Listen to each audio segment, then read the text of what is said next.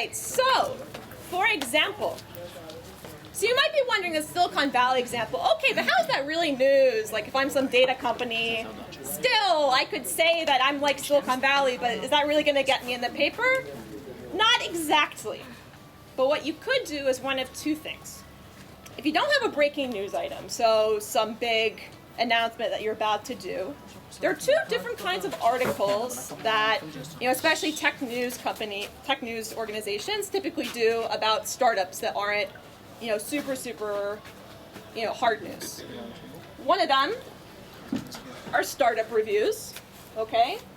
So you could ask a reporter to review your company, and you could use some hook about how, your problem is really interesting, or about how something going on in the news relates to you. So, for example, cybersecurity. Cybersecurity's been in the news a lot lately.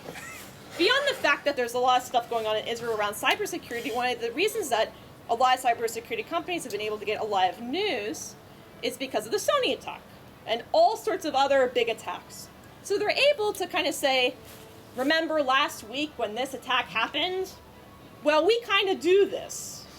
And so then you can, say, okay, and maybe some reporter at your company can profile my company that addresses this issue that was just in the news. So that's a way you can, as much as you can attach what you do to something that happened in the news somewhat recently, you could get a reporter to just review your startup or your product or your service.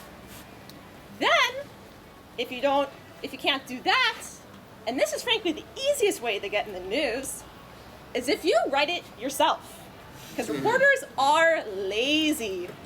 Beyond lazy, also very overworked. I know myself, I'm doing 3 people's jobs right now, okay?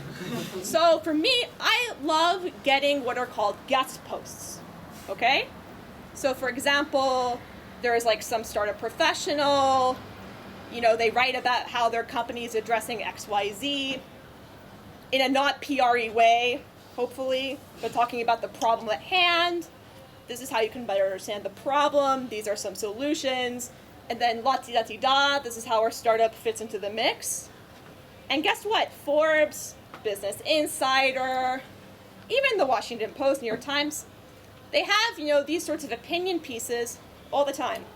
So if you don't have the numbers, you don't have something, huge to say for yourself yet, you can write. And that's the easiest way to get in the news if you have something even remotely newsworthy. And that's my talk.